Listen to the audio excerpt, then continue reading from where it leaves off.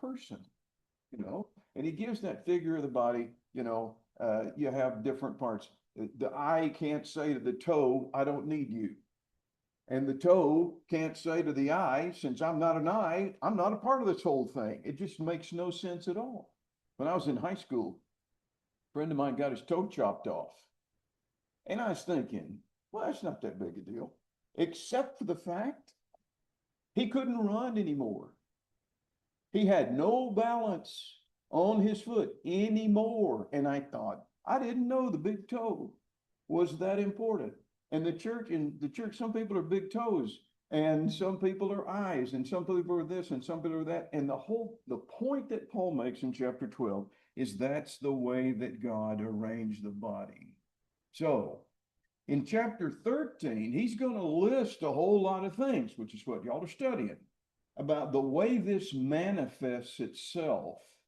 And one of the things that love does not do is envy.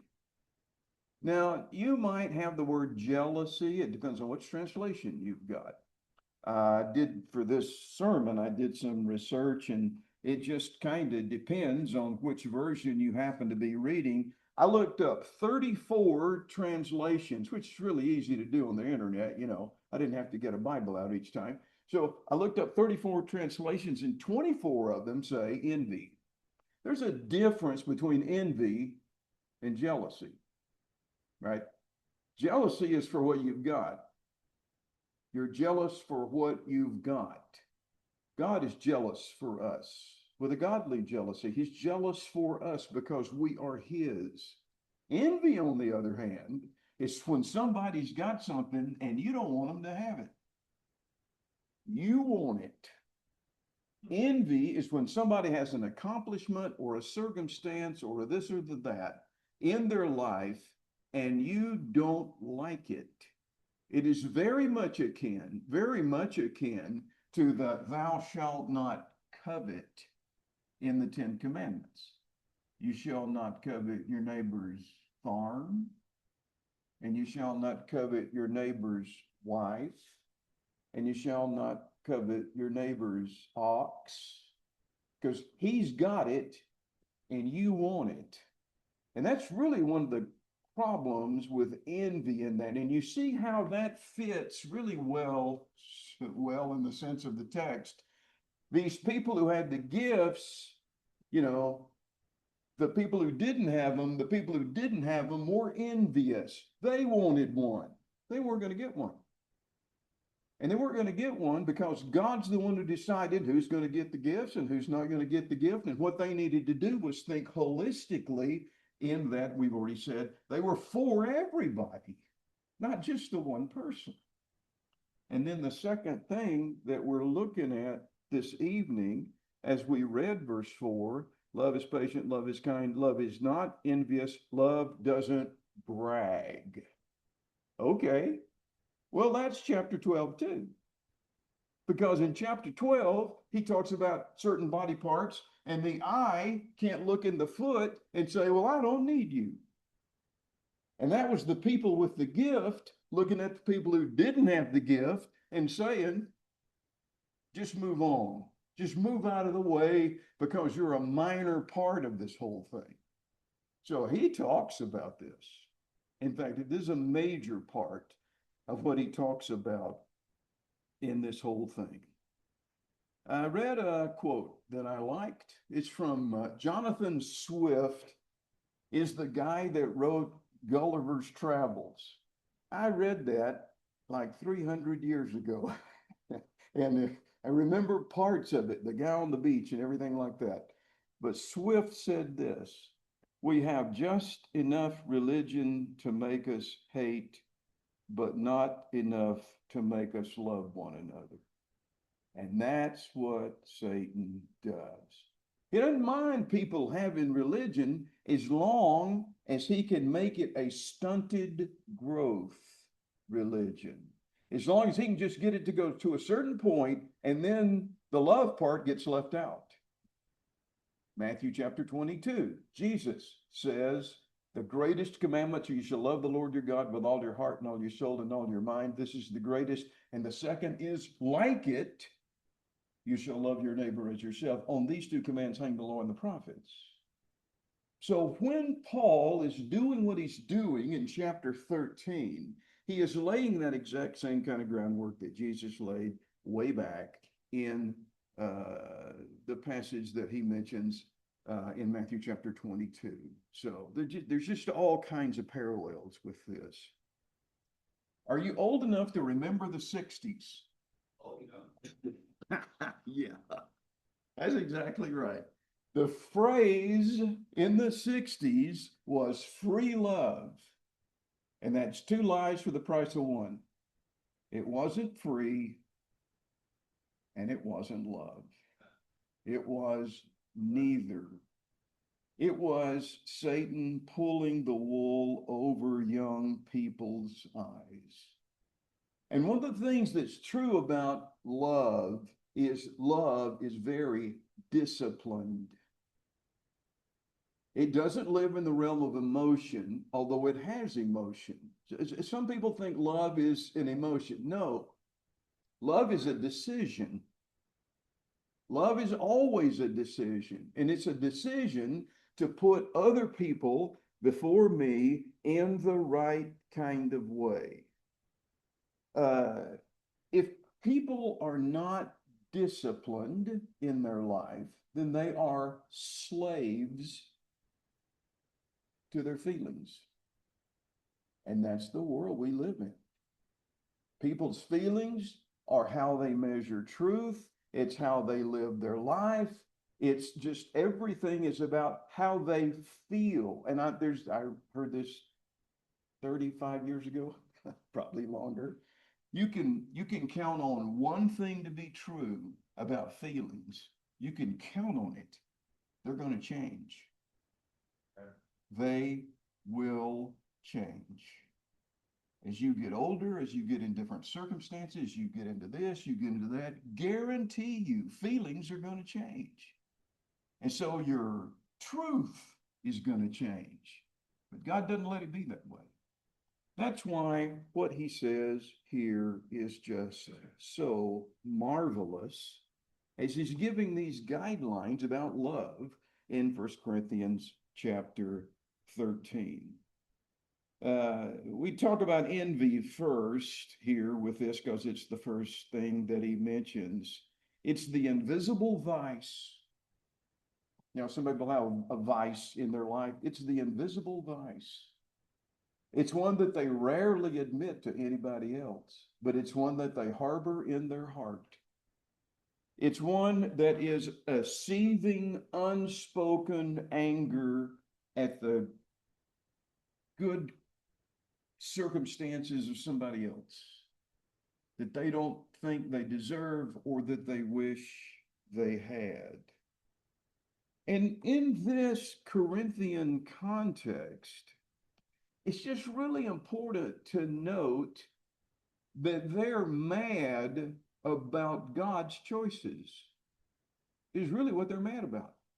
They're mad about what God's decided to do that he decided not to do for them. Look at chapter 12 and verse 18, which is a real brief verse. It says, "But now God has placed the members, each one of them, in the body just as he desired." So I might be the toenail. I might be the little finger. I might be the spleen. I might be anything in this whole thing, but he's placed them just like he knows they fit. And that is a crucial thing to understand when it comes to the whole idea of being filled with envy. You know, everybody is different. I don't know if you've noticed that, but it is true. And they're called factors of differentiation. I mean, that's one kind of a fancy way to talk about the differences that exist between people. But there are factors of differentiation. They just give you a couple of examples in this. I'm just going to give you the reference. 1 Samuel chapter 18 and verse 7. 1 Samuel chapter 18 and verse 7 is when the young ladies come out singing. Remember that? After David had killed Goliath. And you remember the song?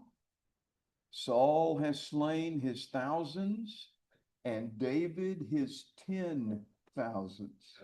How did Saul react to that? Yeah, he sure was. He was filled with envy. And the fact of the matter is, it's true. I mean, when I say it's true, David deserved that accolade. Saul just sat up in his tent while David went down in the valley and fought the giant. Saul could have gone down in that valley, but he didn't. There was a difference that existed between David and Saul. And if there was anything in Saul's life that displayed that difference, that surely was it. But when it was displayed and when it was observed by everybody, Saul didn't like it. Some people have greater faith at different times in their lives and for different reasons in their lives than other people. One of the things that's true, we hope to be true about us in our life, is the greatness of our faith growing and getting stronger. We pray that that is the case. But here we have Saul, who is insufferably envious of an 18-year-old boy who did what he should have done. I mean, I kind of thought about this a bit. Okay, so let's say Saul goes down there and gets killed. Is there a better way to die than you as the king marching down into that valley and giving your life for a cause that you believe in?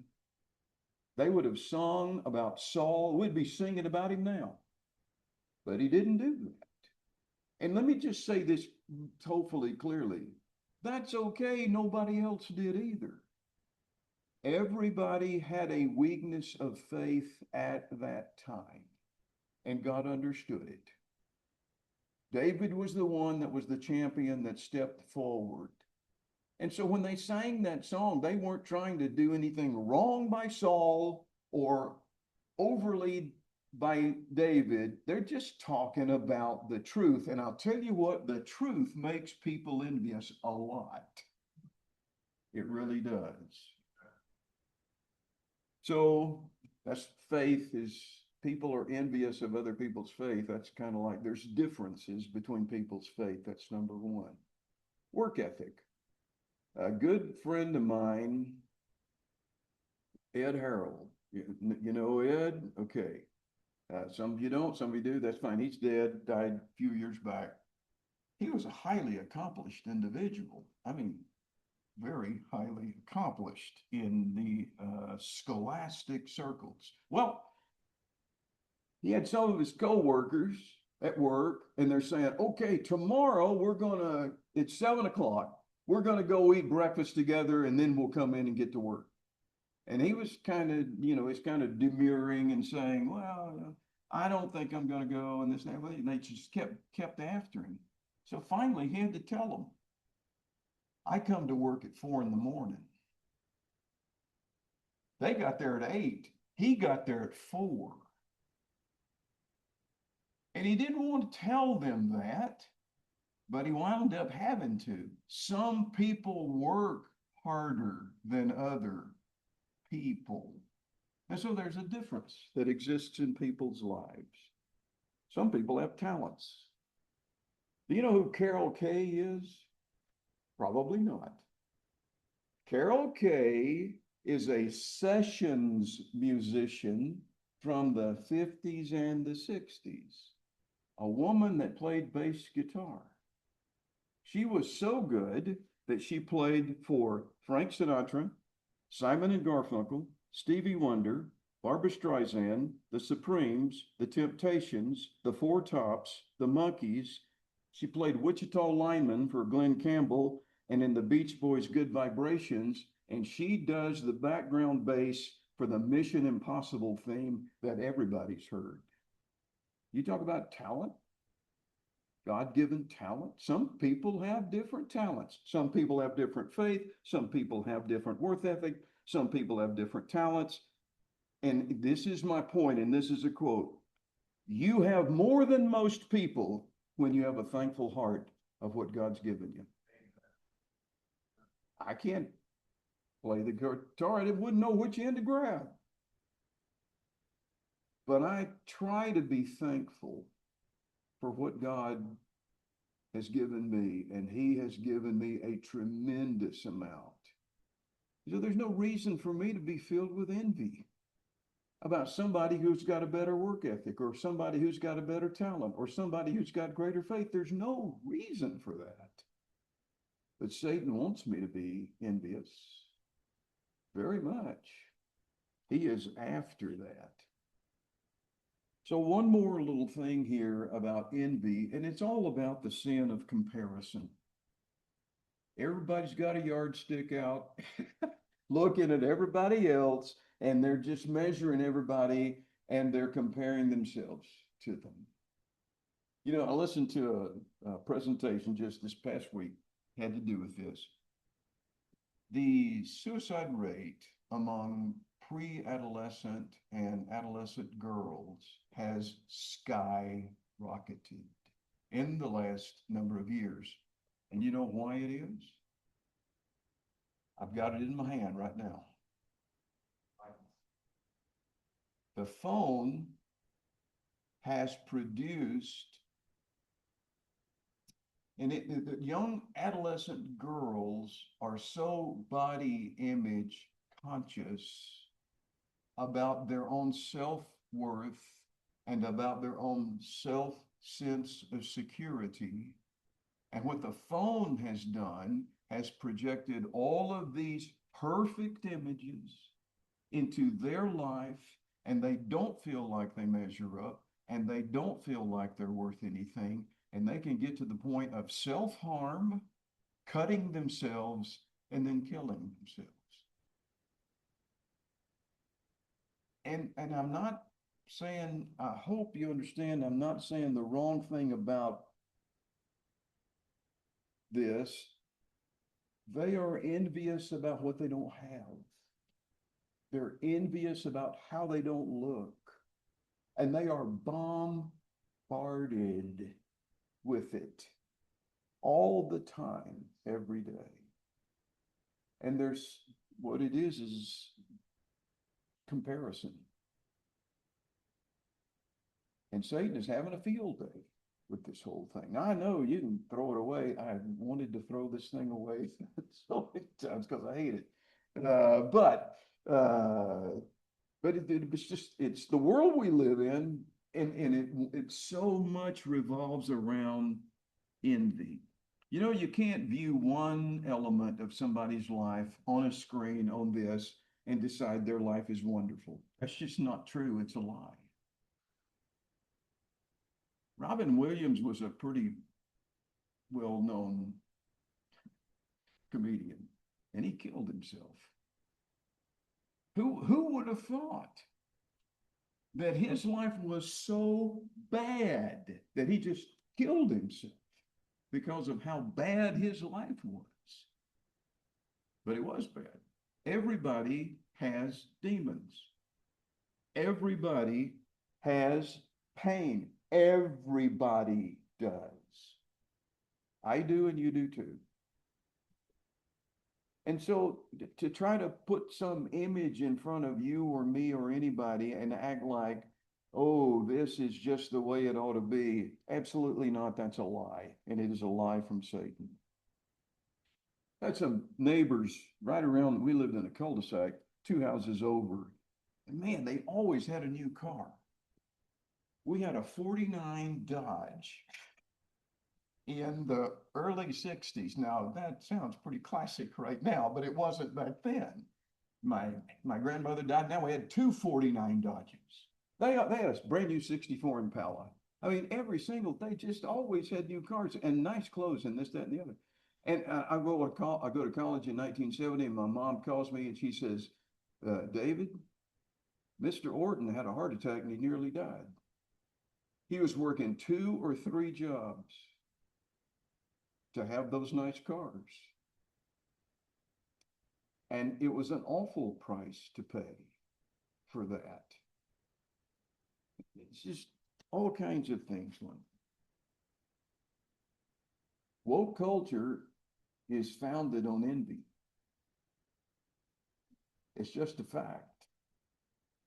And we could go right back to the passage that we're looking at. Love doesn't envy, ever. It doesn't do it, which is what Jesus is trying to say through the pen of the Apostle Paul here. People can construct very clever arguments and very clever lines of reasoning about things, you know.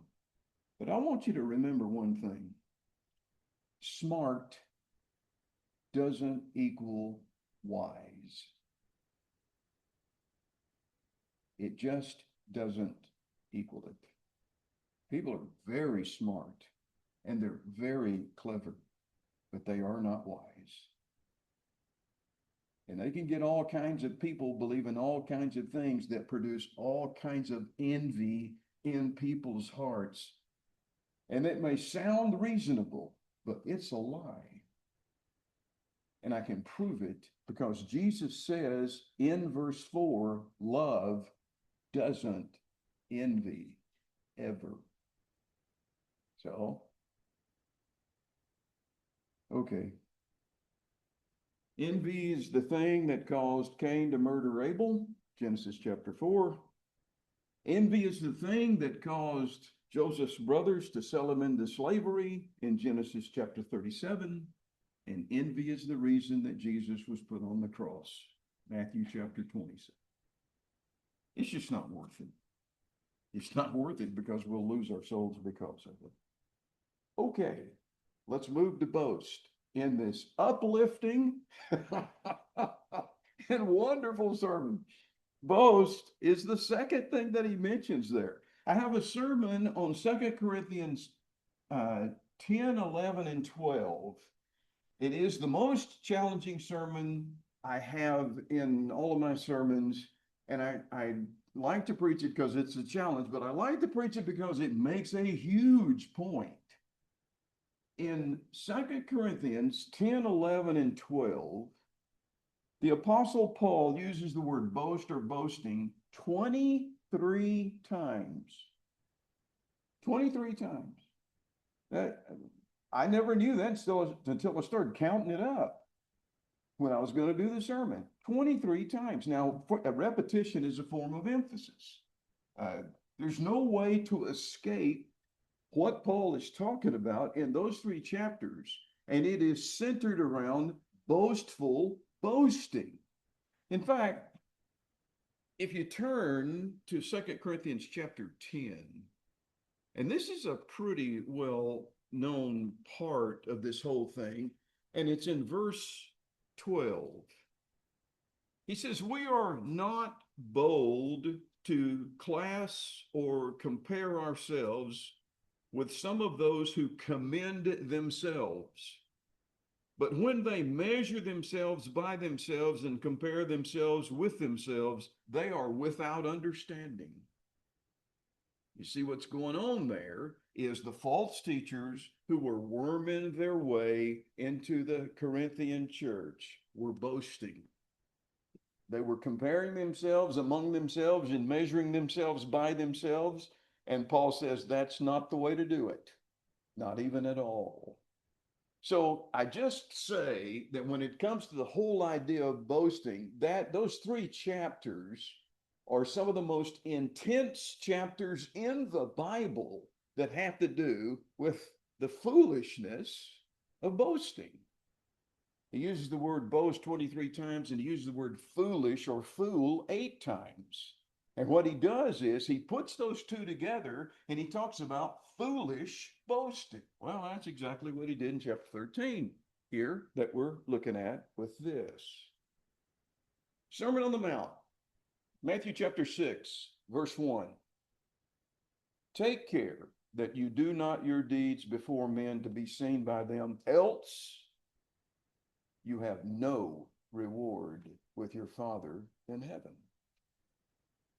Don't do your deeds to be seen by men, else you have no reward with your Father in heaven. And then he talks about blowing a horn when you do your alms. Boy, if that's not boasting, I don't know what is, you know. And then the guy who's fasting and he doesn't even anoint his head, he just walks around moping, is what he's doing so that people will know. And it's nothing but a backhanded boast, is all it is. Remember back in Daniel chapter 4 when Nebuchadnezzar says, "Is not this great Babylon that I have built?" And that's about as far as he got. And he got turned into an animal for 7 seasons, or how many seasons it was. Can you imagine walking in there and say, "Where's the king?" And he's out in the backyard eating grass, uh, because he was filled with pride and did nothing but boast. You know, we can be happy about victories in our life, and we should be. God certainly has given us victories, and we should be overjoyed with those. But we shouldn't be arrogant about them, because they're all victories from God. He's the one who did it. And you know what? That's the thing about boasting. Boasting blocks out grace. Boasting blocks out grace. Remember when Jesus in Luke chapter 18 talked about 2 men went up to the temple to pray, one a Pharisee and the other a publican. And he just simply says, you know, one guy did nothing but boast. That's all he did. And the other guy hit himself in the chest and said, "Lord, be merciful to me, a sinner." There was there was no boast there at all. Of course there wasn't. And Jesus said, "This man went down to his house justified rather than the other." So love doesn't boast, because boasting blocks grace. Yeah. Boasting eliminates God's role in all these things that have happened to me. I'm not giving him the credit. You know, it reminds you of James chapter 4 when he says, "Come now, you who say we're going to go do this and we're going to do that, and we're going to make all this money and we're going to be happy." And he said, "You don't even know what your life's like. You might be dead tomorrow. So you need to say, if it is the Lord's will, this might happen," with that. Once again, with that whole idea of giving God the credit in all of these things that we're talking about here with this. Love doesn't boast. You know, Jimmy Stewart, I just always loved his acting because he never seemed like he was acting. It just seemed like he's talking. You remember? So once again, here we go, way back to the 60s. Sorry. The movie Shenandoah. Do you remember that movie? The premise of the movie was about a man who had a huge family. His wife had passed away, and he was a hard-working man. And he just didn't see God in his life, in the blessings that he had. So here's his, I'm going to read it to you, his Thanksgiving prayer that was in the movie. "Lord, we cleared this land. We plowed it." Now he's bowed his head and he's saying the Thanksgiving prayer. This is his prayer. "We plowed it, we sowed it and harvested it. We cooked the harvest, and it wouldn't be here and we wouldn't be eating it if we hadn't done it all ourselves. We worked dog-bone hard for every crumb and morsel, but we thank you just the same anyway." So I think I know people who prayed that prayer. It might have been me from time to time in our lives. So with this, what we're looking at is two things that love doesn't do.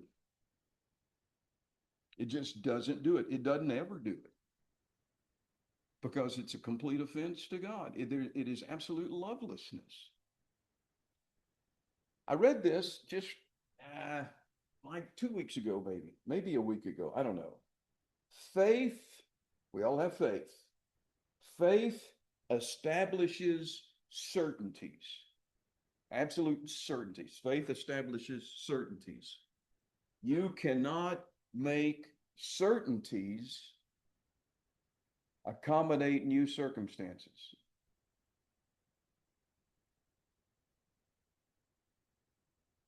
God has quite a bit to say about human sexuality. And it's there by faith. It is a certainty. And new circumstances doesn't change the certainty of faith. The same is true with envy, and the same is true with boasting. All right? Our culture is filled with envy, and it's okay, supposedly. Our culture is filled with narcissistic boasting, but it's supposedly okay because it's the culture that we live in. It is wrong to justify sin simply based on cultural norms. Can't do it. God doesn't want us to do it. So that's why 1 Corinthians 13, just these two little things that we look at here with this are just so very profound, I think, with that. So Jeremiah chapter 9, verse 23 and 24. Thus says the Lord, let not the wise man boast in his wisdom. Let not the mighty man boast in his might. Let not the rich man boast in his riches. But let him who boasts in this, that he understands and knows me, that I am the Lord who practices steadfast love, justice, and righteousness on the earth. For in these things I delight, declares the Lord. Right? Jeremiah, just think of the context there. Jeremiah, off into Babylonian captivity, all kinds of horrible things are taking place. And he says this right in the middle of all of that. What a great statement.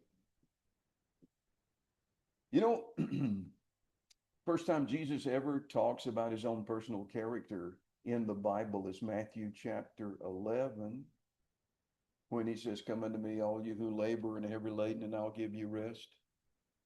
Take my yoke upon you and learn of me. Why? There's the statement that he makes about his own character. I am meek and lowly. First time in the Bible Jesus ever comments about his own character. Meek, lowly, not envious, not boasting. Marvelous Savior that we have. So, has the invitation song number been given? 8:35.